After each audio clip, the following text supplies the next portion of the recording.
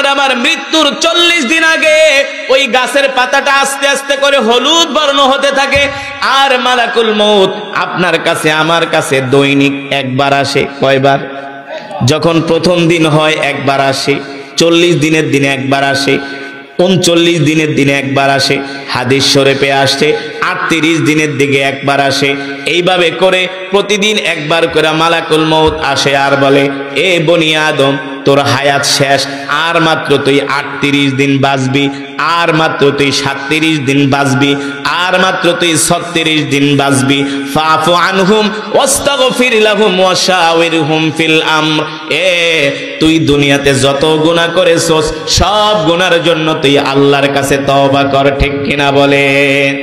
যখন মালাকুল মউত আইসা একজন মানুষকে বলে, তোর সময় আছে আর 35 দিন, 34 দিন, 33 দিন, 32 দিন, 31 দিন, 30 দিন, প্রতিদিন মালাকুল মউত একবার এসে এসে বলে যায়, তোর সময় কিন্তু আর বেশি দিন নাই।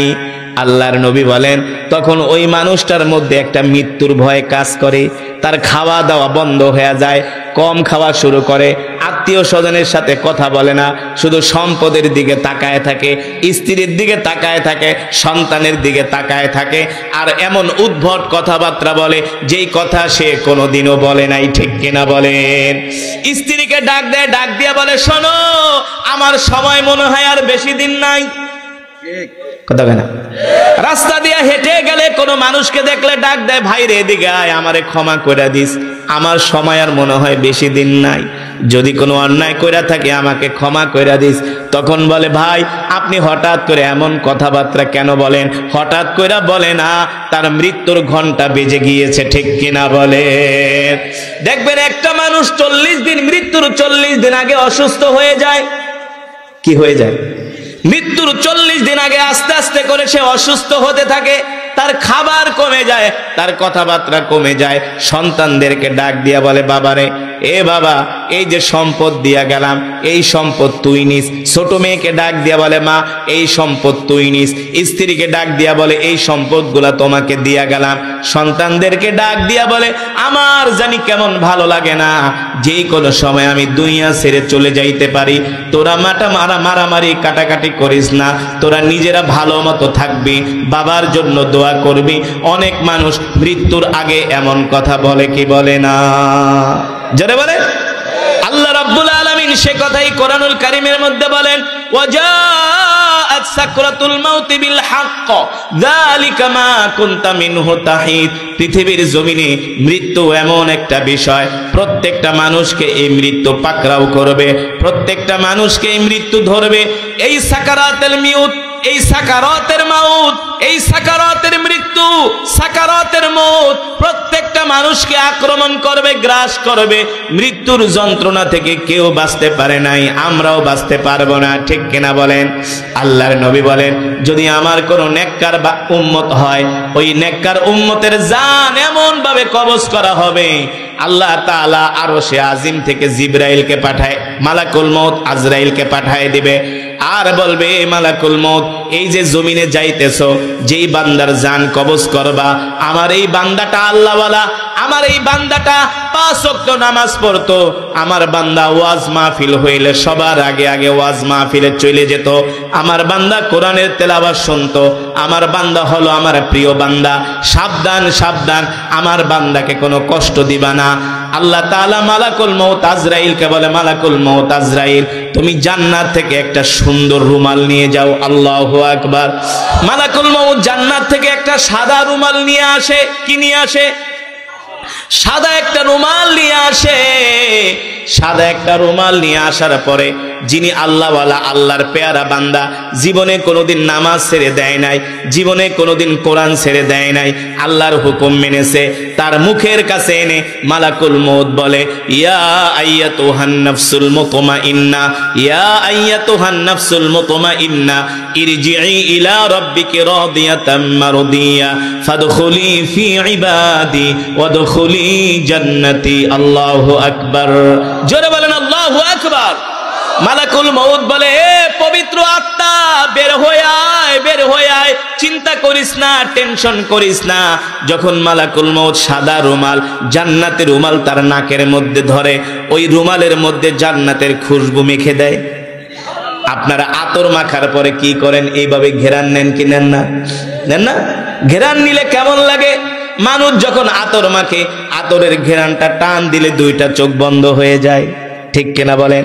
ঠিক যারা নেককার বান্দা হবে, যারা 5 ওয়াক্ত নামাজ পড়বে, আল্লাহর হুকুম মানবে, যারা কোরআনের মজমায় আসবে, আজান দেওয়ার সাথে সাথে যারা আগে আগে মসজিদে চলে যাবে, মালাকুল মউত জান্নাত থেকে একটা সাদা রুমাল নিয়ে আসবে। এই রুমাল তার নাকের মধ্যে থুতনির কাছে ধরবে, জান্নাতের খুশবুর ঘেরান পাওয়া মাত্র এমন করে একটা টান দিবে, এক টানের চোটে ঘুমায় যাবে। আল্লাহু আকবার। আর ওই ঘুমের মধ্যেই মালাকুল মউত তার জানটা বের করে নিয়ে যাবে, সে কোনো টেরও পাবে না। আর যারা বদকার হবে কি হবে? কথা কয় না? যারা ঘুষখোর, সুদখোর আছে কি আছে না? কথা কয় না? নামাজ পড়ে না এক ওয়াক্ত, আপনাদের এলাকায় নাই? দেখবেন শুক্রবারে জুমার দিনও নামাজ পড়ে না, আছে কি আছে না? নামাজের জন্য ডাকলে কয় তোমার নামাজ তুমি পড়ো, আমার ঈমান ঠিক আছে। দেখবেন তারা মসজিদে যায় না, শুক্রবারে ঘরের ভিতরে বৈশা বৈশা বিড়ি টানে। কিন্তু যারা নামাজ পড়ে তাদের বদনাম করে, আলেম ওলামাদের বদনাম করে। এমন কিছু গরু খাওয়াই না মুসলমান আছে কি আছে না? জোরে বলেন আছে কি আছে না? এই জমিনের মধ্যে এমন কিছু মুসলমান আছে যারা গুনাহ করে, জিনা করে, ব্যভিচার করে, যারা ভণ্ড পীর, যারা মহিলা লয়া নাচানাচি করে, আছে কি আছে না? যারা মহিলাদেরকে মুরিদ বানায়, আছে না? এগুলা কিন্তু হারাম। কোন পুরুষ কোন মহিলাকে মুরিদ বানাতে পারে না, ঠিক কিনা বলেন? পারে নাকি? কোন মহিলা স্বামীর অনুমতি ছাড়া কোন পীরের কাছে যাইতে পারে না। আর যদি স্বামীর কোন পীরের কাছে যায়, তাকে স্বামীর সাথে যেতে হবে, পর্দার সহিত যেতে হবে, ঠিক কিনা বলেন? তাও পীরের সামনে আসতে পারবে না, পীর তার চেহারা দেখতে পারবে না। এটা আমি নাম নিয়ে কোনো পীরের কথা বলছি না, সারা পৃথিবীর জমিনে যারাই আছে তারাই হলো ফাসিক, ঠিক কিনা বলে? এই যারা গুনাহগার হবে, নাফরমান হবে, মালাকুল মউত তাদের জান কেমন করে কবজ করবে? মালাকুল মউত বিশাল একটা দেহ নিয়ে আসবে তাদের সামনে, কালা কুসরি চেহারা হবে। মালাকুল মউতের হাতে থাকবে একটা লোহার রড। কি থাকবে? লোহার রড। দেখার সাথে সাথে তার প্যালপিটেশন হয়ে যাবে। লোহার রড দেখার পরে দেখবেন কিছু মানুষ মৃত্যুর আগে মুস্কি মুস্কি হাসি দেয়। দেখবেন কিছু মানুষ মৃত্যুর আগে মুস্কি মুস্কি হাসে। কারা মুস্কি মুস্কি হাসে? যাদের জন্য জান্নাত থেকে সাদা শুভ্র রুমাল নিয়ে আসে। মালাকুল মউত আয়েশা বলে, ইয়া আইয়াতুহান নাফসুল মুতমাইন্না ইরজিই ইলা রাব্বিকা রাদিয়াতাম মারদিয়া ফাদখুলি ফি ইবাদি ওয়াদখুলি জান্নাতি। এই জান্নাতি আত্মা বের হয়ে আয়। দুনিয়াতে অনেক কষ্ট করছস, আর কষ্ট করা লাগবে না। ঠান্ডা পানি দিয়া ওযু কইরা এশারের নামাজ পড়ছস, ফজরের নামাজ পড়ছস, কথা কয় না? নামাজের পাঠ শেষ, আর নামাজ পড়া লাগবে না, কোরআন পড়া লাগবে না, কোনো নফল ইবাদত করা লাগবে না। অনেক কষ্ট করছস, ওয়াজ মাহফিলের জন্য কালেকশন করছস, ওয়াজ মাহফিলের জন্য প্যান্ডেল গাড়ছস, ওয়াজ মাহফিলের জন্য মানুষের গালাগালি শুনছস, কথা কয় না? আর কোনো গালাগালি শোনা লাগবে না। গালাগালি শোনার দিন শেষ, এখন তোর আরাম করার সময়। ফাদখুলি ফি ইবাদি ওয়াদখুলি জান্নাতি। আল্লাহ তাআলা বলেন, এই সমস্ত নেককার বান্দাদেরকে আমি জান্নাতের মধ্যে ঢুকায়া দিব। জোরে বলেন সুবহানাল্লাহ। আর যারা বদকার হবে, মালাকুল মউত বড় একটা রড লইয়া দাঁড়ায় থাকবে। রড দেখার পরেই ওই রূপ ভয় পায়া একেবারে পায়ের নিচে চলে যাবে। এই কারণে দেখবেন কিছু মানুষ মৃত্যুর আগে তার পা ঠান্ডা হয়ে যায়, হাতগুলো ঠান্ডা হয়ে যায়, ঠিক কিনা বলেন? কারণ কি? মালাকুল মউতকে দেখার পরে ওই আত্মাটা ভয়ের চোটে আঙ্গুলের চিপায় চলে যায়। মালাকুল মউত ফেরেশতা লোহার রড দিয়া পিটায় পিটায় তাকে বার করে। এই কারণে দেখবেন কিছু মানুষ মরার সময় তাদের চোখগুলো বড় বড় করে, পানি পানি বলে শুধু হাই হুতাশ করে। আল্লাহর নবী বলে, ওই সময় যদি সারা পৃথিবীর সমুদ্রের পানি পান করানো হয়, তারপরেও তার পিপাসার স্বাদ মিটবে না, ঠিক কিনা বলেন? আর যারা ইমানদার, যারা মুত্তাকিন, যারা পরহেজগার, তাদের কলিজা ঠান্ডা হওয়ার সবচেয়ে বড় পানি হলো লা ইলাহা ইল্লাল্লাহ মুহাম্মাদুর রাসূলুল্লাহ সাল্লাল্লাহু। জান্নাতি বান্দারা কালেমা পড়ে আল্লাহর কাছে ক্ষমা চায়, আর বদকার বান্দারা দুনিয়ার জমিন থেকে যেতে চায় না। আল্লাহর নবী বিশ্ব নবী রাহমাতুল্লিল আলামিন বলেন, যখন মানুষের জান কবজ করা হয় তখন আত্মীয় স্বজন কান্নাকাটি করে, চিল্লা পাল্লা করে, আত্মীয় স্বজন হাই হতাশ করে। তখন আসমান থেকে আল্লাহ তাআলা দুইজন ফেরেশতা জমিনে পাঠায় দেয়। ওই ফেরেশতারা আয়েশা বলে, হে দুনিয়ার মানুষ, যে মৃত্যুবরণ করেছে তার জন্য তোমরা কেঁদো না, তোমাদেরকে নিয়ে তোমরা চিন্তা করো। কারণ আল্লাহ তাআলা যতটুকু হায়াত দিয়েছিল ততটুকু সে দুনিয়াতে বেঁচেছে। আল্লাহ তাআলা যতটুকু রিজিক তাকে দিয়েছিল ততটুকু রিজিক সে খেয়েছে। এখন তার দুনিয়াতে হায়াতের জিন্দেগি শেষ হয়ে গেছে, তার রিজিক গুলো শেষ হয়ে গেছে। এই কারণে আল্লাহ তাআলা দুনিয়ার জমিন থেকে তাকে উঠায় নিছে। ঠিক কিনা বলেন? আল্লাহ রাব্বুল আলামিন কোরআনুল কারীমে সে কথাই বলেন, ওমা তাদরি নাফসুম মাযা তাকসিবু গাদা ওমা তাদরি নাফসুম বিআইয়ি আরদিন তামুত। আল্লাহ তাআলা কোরআনুল কারীমের মধ্যে বলেন, নবী দুনিয়ার মানুষদেরকে বলে দেন, এ দুনিয়ার মানুষেরা, তোমরা অহংকার করো না, গর্ব করো না, আল্লাহর সাথে নাফরমানি করো না, আল্লাহর হুকুম ছেড়ে দিও না, আল্লাহর বিধান ছেড়ে দিও না।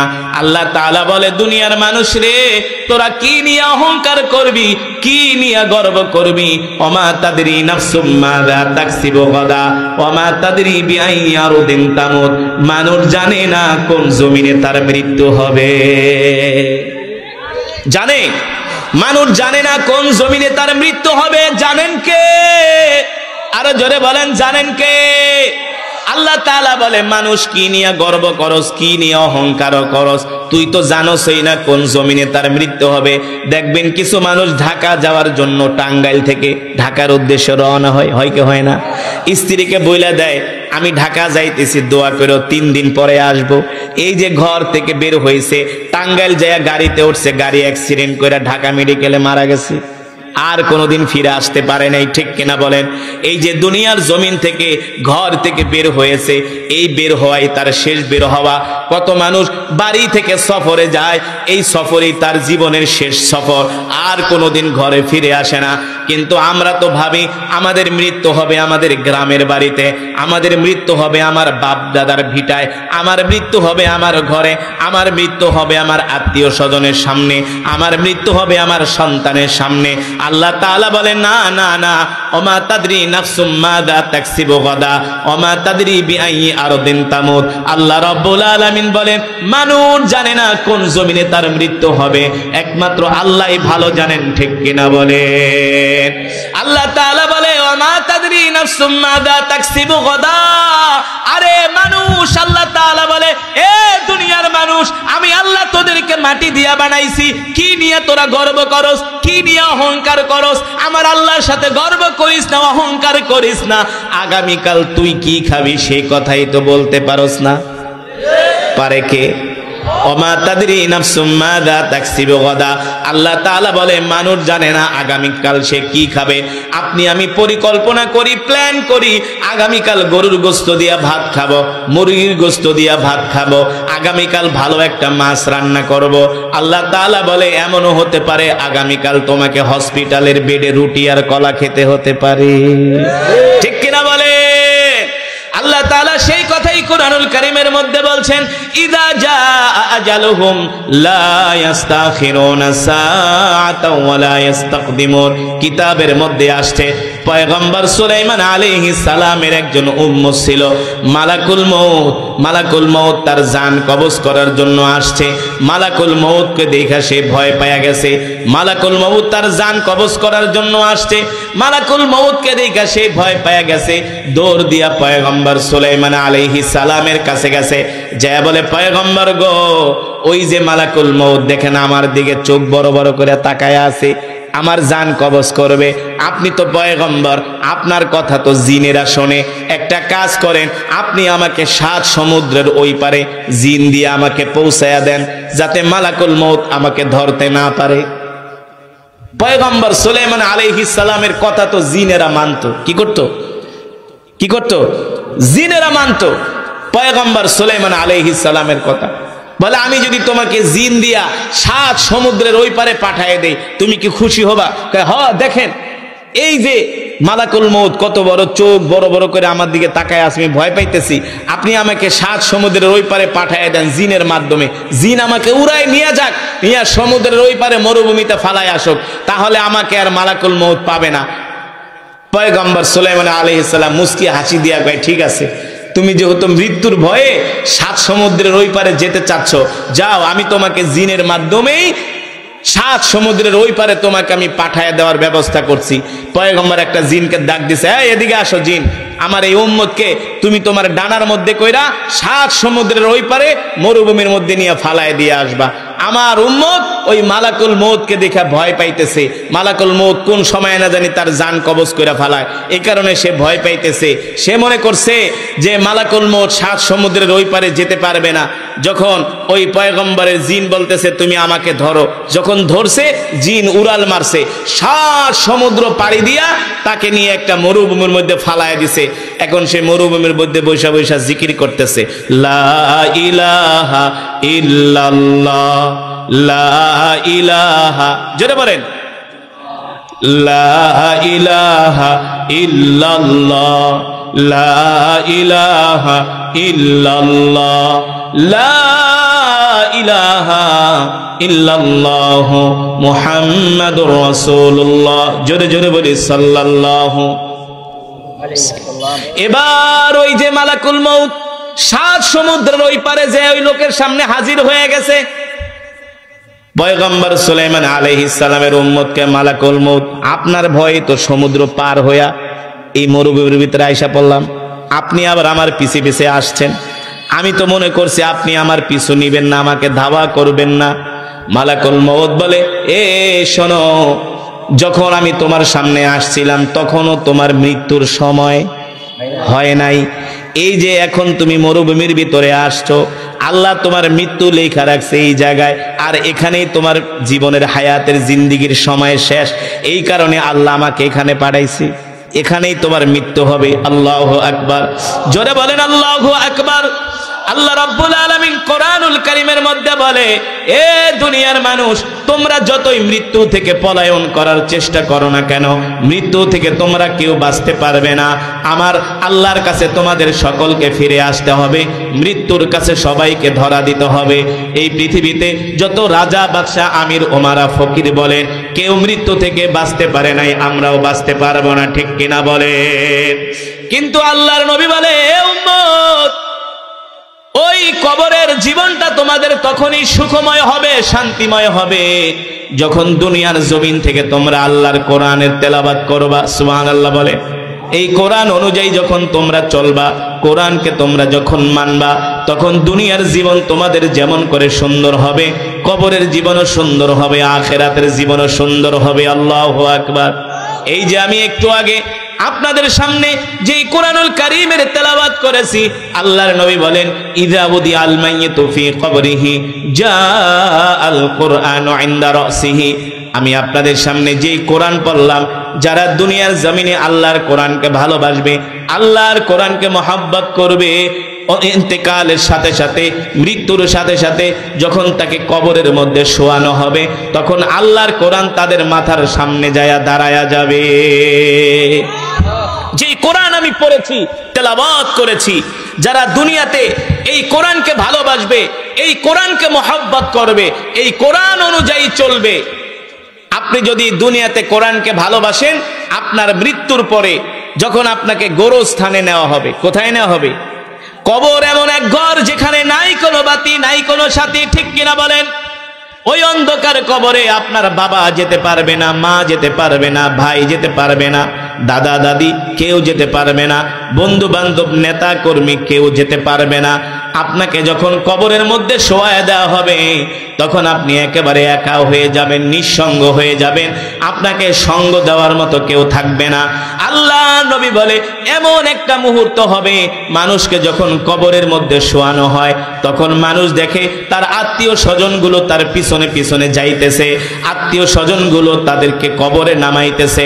কবরে নামানোর পরে তার কবরের উপর দিয়া বাঁশের চাটাই দেওয়া হচ্ছে, কলা পাতা দেওয়া হচ্ছে। আর যখন মানুষগুলো বলতেছে মিনহা খলাকনাকুম ওয়া ফিহা নুঈদুকুম ওয়া মিনহা নুখরিজুকুম তারাতান উখরা, যখন মানুষ তাদেরকে কবরে মাটি দিতেছে আর বলতেছে এ দুনিয়ার মানুষ, আল্লাহ বলে তোকে আমি মাটি দিয়ে সৃষ্টি করছি, আবার মাটির মধ্যে আমি আল্লাহ তোকে রাখতেছি। যখন মানুষগুলো মাটি দিয়া কবর থেকে চলে আসে, ওই অন্ধকার কবরে সে নিজেকে এত একাকিত্ব মনে করে আর আওয়াজ কইরা কইরা চিল্লায় চিল্লায় বলে এ প্রিয় সন্তান তুমি আমাকে ছেড়ে চলে গেলা, ও প্রিয়তমা স্ত্রী আমি তোমাকে কাছে পাই না, ও বাবা আমি তোমাকে কাছে পাই না, ও বন্ধু তোমাকে আমি কাছে পাই না। দুনিয়াতে তোমার সাথে আমার কত সম্পর্ক ছিল, তুমি আমার সাথে থাকতা, ডানে থাকতা, বামে থাকতা, সামনে থাকতা, পিছনে থাকতা। আজকে স্বার্থপরের মতো আমাকে কবরের মধ্যে শোয়া তুমি চলে যাচ্ছ, আমাকে একা একা কবরের মধ্যে রেখে যেও না, এই অন্ধকার কবরে আমি একা থাকতে পারবো না। আল্লাহর নবী বলে যারা বদকার তারা এমন করে আওয়াজ করতে থাকে, চিল্লাতে থাকে। সাহাবায়ে কেরাম জিজ্ঞেস করেন ওগো নবীজি এই চিৎকার কেন আমরা শুনি না? আল্লাহর নবী বলে যদি এই চিৎকারগুলো দুনিয়ার মানুষ শুনতো তাহলে দুনিয়ার কোনো মানুষ আর ঘর সংসার করতে পারতো না। এই চিল্লানির আওয়াজ যদি, এই কান্নার আওয়াজ, ক্রন্দনের আওয়াজ যদি দুনিয়ার মানুষ শুনতো তাহলে আমরা কেউ আর ঘর সংসার করতে পারতাম না। দুনিয়ার সংসার বাদ দিয়া আমরা একা একা জঙ্গলে যায় ইবাদত করতাম, ঠিক কিনা বলেন? কিন্তু আল্লাহর নবী বলেন তারা ওই কবরের মধ্যে চিল্লাবে না, আফসোস করবে না। কারা কারা তারা ওই কাতারে কারা থাকবে? ইযা উদিয়াল মাইয়িতু ফি কবরিহি জাআল কুরআনু ইনদা রাসিহি, যারা দুনিয়ার জমিনে আল্লাহর কোরআনকে ভালোবাসবে, আল্লাহর কোরআনকে মহব্বত করবে, আল্লাহর কোরআনের তেলাওয়াত শোনার জন্য রাত্র বেলা কোরআনের মজমায় বসে থাকবে, ঠান্ডা পানি দিয়া ওযু কইরা যারা ফজরের নামাজ পড়বে, ঠান্ডা পানি দিয়া ওযু কইরা যারা এশারের নামাজ পড়বে, যারা সকাল সন্ধ্যা আল্লাহর কোরআন তেলাওয়াত করবে, যারা কোরআন অনুযায়ী জীবনটাকে পরিচালনা করবে, জীবনটাকে সাজাবে, তারা যখন ইন্তেকাল করবে কবরে শোয়ানোর সাথে সাথে আল্লাহর কোরআন তাদের মাথার সামনে যায়া দাঁড়ায়া যাবে।